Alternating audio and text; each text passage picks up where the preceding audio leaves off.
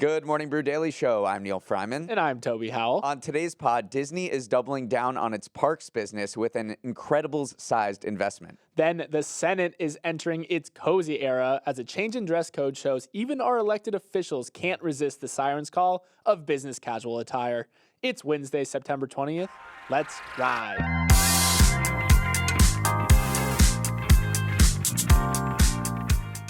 Happy Fed Day to all who celebrate. Later this afternoon, the Federal Reserve will announce its decision on interest rates, and it's expected to be as non-committal as a football coach giving a mid-game interview on the sidelines. No one thinks the Fed will raise interest rates this time around, which would mark the second time in 6 meetings this year that the Fed hasn't raised rates, a slowdown from the rapid rate increases of the past few years. But what Jerome Powell says at the podium during his press conference will be important. Investors want to know whether any more rate increases are in store later this year as inflation comes down but hasn't yet reached the target rate of 2%. Toby, give me one word that describes how you're thinking about this meeting. You know my word. It's stressed. As we know, I do not envy our boy Jerome's job, and I think he is 100% stressed that inflation is in control yet, especially after seeing that price jump in oil. So that's my one word, Neil. Stressed. My word is flexibility. Journalists are going to try to needle Powell into predicting whether more rates are coming, but he's going to counter by saying he's open to all options and will just follow the economic data and respond accordingly. So he want to leave the options open. I would say leave options open, but that's multiple words. Stressed and flexible. He just like me. Neil, Disney has been on a Tower of Terror ride this year. Its stock hit a decade low this month. It's still in a feud with Ron DeSantis, and most of the new Marvel movies kind of stink. That's my personal opinion on that last one there. So what's the answer to its turmoil? Spend more money, baby. Disney said yesterday that it will invest $60 billion into its global parks and cruise lines over the next 10 years. That's over double its investments from the last decade. Disney hasn't said exactly what they'll do with that chunk of change yet, but we're likely to see more rides within the parks based on valuable IP like Avengers and the Guardians of the Galaxy. There's even rumors circulating that we could see a Wakanda section of the park brought to life. This is all part of Disney CEO Bob Iger's grand plan to lean on the parks business as well as its movie studios and streaming divisions over the next 5 years to generate growth. But there's a lot riding on the parks biz in particular, since Disney Plus doesn't look like it's going to be profitable in the near future, and cable is still definitely riding the struggle bus. Neil, I feel like this was Bob Iger kind of drawing a line in the sand saying, yes, we've been beaten down a little bit, but we're still Disney, we still got our fastball, and we're going to make sure that when you eat that $24 turkey leg, it's going to be in the most magical place on earth. It definitely seems like they are leaning into the parks business. I don't know if I guess it's a position of strength in the parks business because that is the area of the unit of their company that's growing. But I think it does reflect a lot of these bigger existential issues that are facing the other parts of the company. Like you said, cable is down bad. ESPN is just not the cash cow that it was. A bunch of other streaming services are buying the rights to live sports. I want to talk about the box office because Disney's known as, a box office behemoth. I remember the days 5 to 10 years ago when you would go down the box office list and look at the top movies of the year, and 8 out of 10 would be Disney. And it had just a horrible summer. The new Indiana Jones was a complete flop. And then Disney Plus has a ton of competition in the streaming space, and I don't think it's made a name for itself. Meanwhile, the parks business is the only area of this company that is growing right now. It brought in 80% of its profits and accounted for a third of its total revenue. So this is I don't know if this is from a position of strength. $60 billion is a ton of money, but I think they're just this is the only area of our business that's growing right now. We have to feed the beast. Yeah, if we look at what that beast is, its theme parks will generate an estimated $10 billion in profit this year. That's up from just $2.2 billion a decade ago. So clearly they see that there's more growth on the horizon. Roughly 121 million people visited Disney Park in 2022. It really did rebound quite nicely from the COVID shutdowns. There's also, it just costs so much more money to go to the parks. The average spending per guest at Disney parks has increased 42% since just 2019. Part of that has to do with just inflation in general, but it also is a conscious effort by Disney to raise the prices. What did confuse me a little bit about this big announcement, though, is I remember the first thing that Bob Iger did when he stepped back in as CEO was shut down the Galactic Star Cruiser Hotel, which was this really expensive, really over-the-top hotel experience that his predecessor kind of poured a lot of money in. And he was like, it was just Maybe it sucked. too expensive. It could have just not been good. But then he comes back a year later and goes, we're going to spend a ton of money on this park. So it was interesting to see kind of those two things parallel. Maybe they think the Star Wars IP is a little tapped out at this point. People have fatigue. Meanwhile, there are all of these other films that have not yet had an in real life presence, like Coco, Zootopia, Encanto, Black Panther, like you mentioned. So maybe he thinks there's a little more fruit to be, I don't know where I'm going with this metaphor. Low-hanging fruit, I guess is that one? Perfect. Yeah, you got it, to be had with this other IP. I also want to talk about cruises because Disney is investing in 3 more ships. It has 5 currently. It's going to add 3 to its fleet, so it has 8. There's going to be a new one based in Singapore that has 6,000 rooms. So this thing is going to be massive, 6,000 passengers. So this is a big part of its business. It's building another port in the Bahamas. So it's really being constrained on land because it only has about 1,000 acres that it can possibly develop. But everyone thinks Disneyland is kind of tapped out. It's in a small area in Anaheim, and they have a dispute with the city. Meanwhile, in Florida, we know that Disney is withholding $17 billion of investment while it works things out with DeSantis. So there's not a lot of expansion opportunities in terms of land. So I guess it's saying, look, the oceans are mostly unexplored. Why don't we take to there? All right, Neil, let's move on. We've talked about how the Philippines loves getting in the Christmas spirit as soon as the Burr month starts. And it looks like Amazon is of the same mind because it's already prepping for the busy holiday shopping season. It plans on hiring 250,000 logistics workers in preparation for the influx of shopping during that crucial period to end of the year. Just to give you some perspective on that number, last year it said it would bring on 150,000 workers, and in 2019 they pledged to hire 200,000 seasonal employees. So it's clearly bullish on consumers continuing their strong spending into the end of the year. But that bullishness is a bit of an outlier. Overall, holiday hiring for retailers is expected to be the lowest since 2008, according to the job-seeking firm Challenger Gray and Christmas. And places like Macy's, the U.S. Postal Service, and Target are all either hiring the same amount or less workers than last year. So, Neil, where do you think Amazon's bullishness is coming from?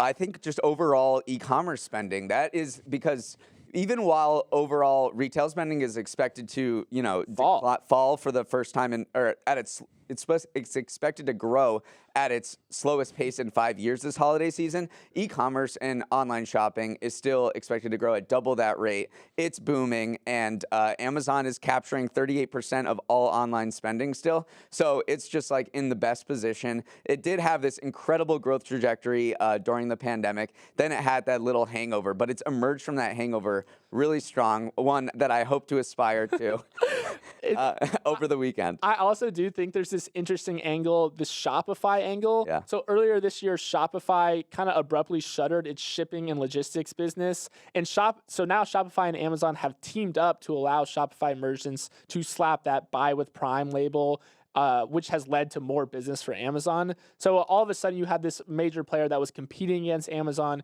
in terms of shipping, in terms of logistics, saying, we wave the white flag, Amazon, you're too big, you're too good at this, we're actually going to team up with you. So there is kind of this Shopify-sized hole that I do think Amazon is saying, we got to fill way more orders this year because Shopify is a major player in the e-commerce space as well. So I do think that's another angle that's contributing to this really bullish hiring schedule. Yeah, and meanwhile, Amazon, there's been this trend over the past couple of years of retailers moving up their holiday shopping sales. Like earlier and earlier. Black Friday is seen as, you're late to the game if you shop on Black Friday. Amazon already hosted a Prime event over the summer, which juiced retail sales overall in the economy. And it's holding another sales event on October 10th and 11th, where it's hoping that you'll buy all your Christmas or holiday gifts then. which is in 3 weeks. So are you ready? I'm so not ready. I'm not a very good planner ahead. So people please write in and tell me some good Christmas gifts ideas. The Catan cookbook. Okay, yes, we talked about that. That's a great idea. All right, Neil, before we jump into the next story, we're going to take a quick break. All right, on Tuesday, you get to do a Toby trend, but today I want to take a spin behind the trend wheel and tell you about a growing movement at business schools I think people will find interesting. MBA grads are increasingly spurning cushy consulting gigs at McKinsey and instead are pursuing entrepreneurship. But it's not exactly what you think. Rather than starting a company from scratch and going through the grueling startup process, MBA grads search for existing small businesses to buy, raise funds, acquire the business, and then run it. The practice is called Entrepreneurship Through Acquisition, or ETA, and it started at Harvard Business School in 1984, but has recently become more widely adopted, Bloomberg reported. MBA programs at Yale, the University of Michigan, the University of Chicago, and more have all expanded their ETA offerings to teach students about this alternative path to owning a business. And why is it getting so popular now? Well, the job market for MBA grads is the worst it's been since 2009, with tech, consulting, and finance positions not as plentiful as they've been in the past.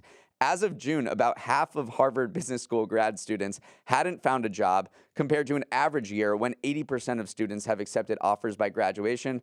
So acquiring an existing small business is seen as a compelling way to get ownership experience without breaking your back to found a company of your own. Yeah. What do you think of this? I feel like this trend is there's a push factor and a pull factor. I think the push factor is what you said, is that it's just a little bit of a dim job market for MBA prospects, especially because there's not as much demand for generalist degrees. There's a lot of demand for specialists in areas like machine learning or data analytics, anything involved in AI, basically. So a lot of these companies are looking at these expensive MBA grads and saying, yeah, you can read a business plan, but we actually just want someone with more specialized skill. But then the pull factor is also this idea that there's all these aging baby boomers who are kind of moving into retirement. So they want to offload these profitable, these cash flowing businesses. So if you're a young MBA grad, you're like, I'll take over the HVAC units from my or business from my uncle. And so, I think there's you're seeing pushing factors and pulling factors. Yeah. And as someone who started at a business that was very young, it takes so much work just to build the building blocks and create processes. And I mean, you're working so many hours. It is really grueling. So imagine if you're an MBA and you're like, oh, I really want to get ownership experience starting a business or running a business. I can go into this company that already has employees, already has processes built in. I can pay myself immediately. That's another big thing. Probably a better work-life balance where maybe I can take off the weekends, which is certainly not possible when you have a startup. So I can see why this is enticing, and it's definitely not this romantic version of going from scratch and starting from zero and building your beautiful vision. But you don't have to find product market fit because these small businesses already exist. They've already been running. So I think it's pretty interesting. I don't think it's obvious, it's not always a guarantee. And a lot of these, what happens is there are these searches that go on from 6 months to 2 years. That seems to be like most of the process, where you gather a team, you gather investors, and then you go out and look for potential small businesses to acquire. Sounds kind of fun, honestly. It sounds, but it takes a long time, and it's not a guarantee of success. And I think 1 in 3 searches don't even end up with you finding a target business to acquire. Right. It sounds fun to be the searchers, because that was another part of this angle, is that there's this whole kind of budding job market of just being kind of a matchmaker, where you find a business and you find a person who wants to run it. And it's kind of like almost you're a soothsayer. You have to convince the business owners to sell, and you have to convince that this is the right person to take over your business. So I don't know, being a seeker or a searcher, it's got a nice ring to it. All right, Neil, let's move on. New York Fashion Week recently wrapped up here in the Big Apple, but it's Washington, D.C. that is making fashion headlines these days. As of yesterday, Senate Majority Leader Chuck Schumer directed the chamber's sergeant-at-arms to no longer enforce the unwritten rule that Senate members must wear business attire. The change was made with Democratic Senator John Fetterman in mind, who is a big fan of wearing gym shorts and hoodies, but other senators like Independent Kristen Sinema have also pushed the unspoken attire rules by wearing things like denim vests and neon tiger print at times in the chamber. Neil, this was a divisive decision for sure, because there's a crowd who thinks the Senate floor should be a place for professional wear and a certain level of decorum, but others see it as a natural evolution that brings the Senate in line with the more modern way of dressing at work. Neil, what do you think about the business casual wave hitting the Senate? I think it's just the way things are going. If you look at all American workplaces, the trend has become more athleisure, especially it was going that direction before COVID. And then I think COVID completely supercharged the casual vibe of the workplace. You saw ties going out. There's nobody wears suits anymore. So I think this is just the Senate kind of pushing toward what is happening in American workplaces. And it definitely seems to be catering toward one particular person, which has ruffled some feathers. And there was actually a lot of pushback from a bunch of other senators, Republican and Democrats, who said, you're not really respecting this place when you put on gym shorts and a hoodie. And it got into this more philosophical discussion of how you dress. What does that portray about you? How does that reflect your values and the respect you show a certain workplace or physical space? Yeah, I'm of two minds on this as well, because on the one hand, there has been dress code changes in the past that, looking back, seem ridiculously logical. In 2017, which was 100 years after the first woman was elected to Congress, and at a time when a record 21% of Congress was female, women in the House of Representatives finally fought for a change in dress code that would allow open-toed shoes and bare arms. So at a certain point, like back in 2017, maybe that was also a very divisive issue that, again, probably the same arguments were made, like show decorum, show respect for this place. But looking at it now, you're like, well, of course, like women can wear open-toed shoes. So maybe this is something we look back in 5 years and say, or 10 years and say, why were we even debating this? Of course, senators should dress like the majority of Americans dress. But also at the same time, it does feel like there should be a certain level of you wear business attire when you're conducting important business for that impacts the direction of the country. So again, yeah, I'm on two minds of this.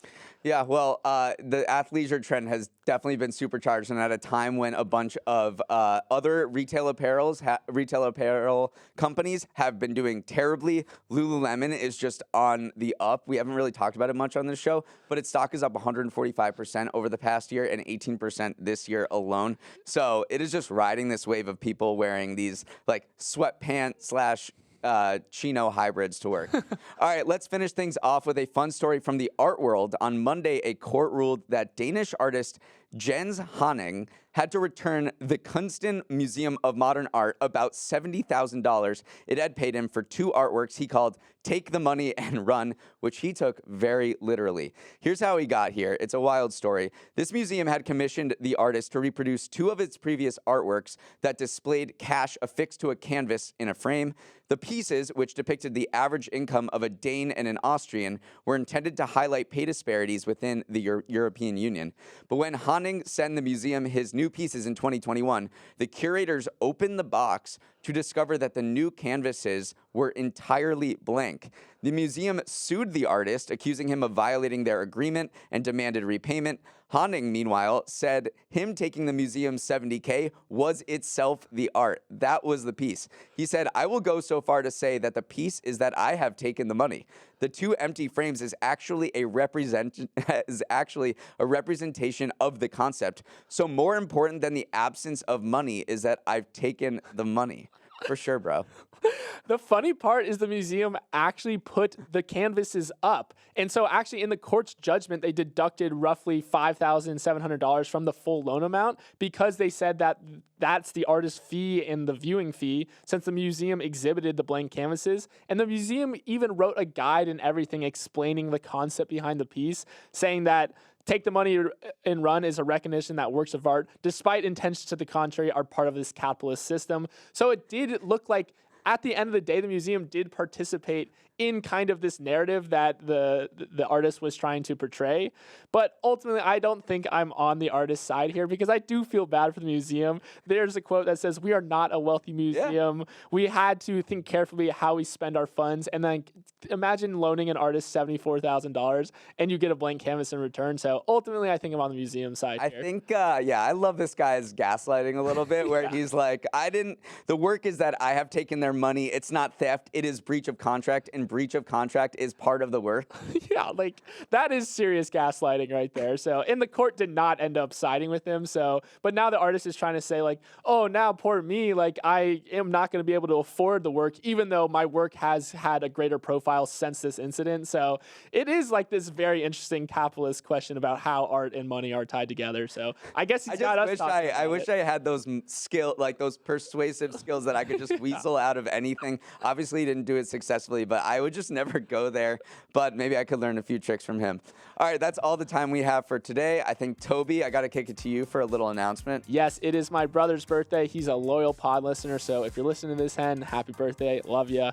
All right, Neil, roll the credits. Let's roll the credits. Emily Milliron is our editor and producer. Samantha Velas and Raymond Liu are our associate producers. Uchenna Ogu is our technical director. Billy Menino is on audio. Hair and Makeup took the money and ran. Devin Emery is our chief content officer, and our show is a production of Morning Brew. Great show today, Neil. Let's run it back tomorrow.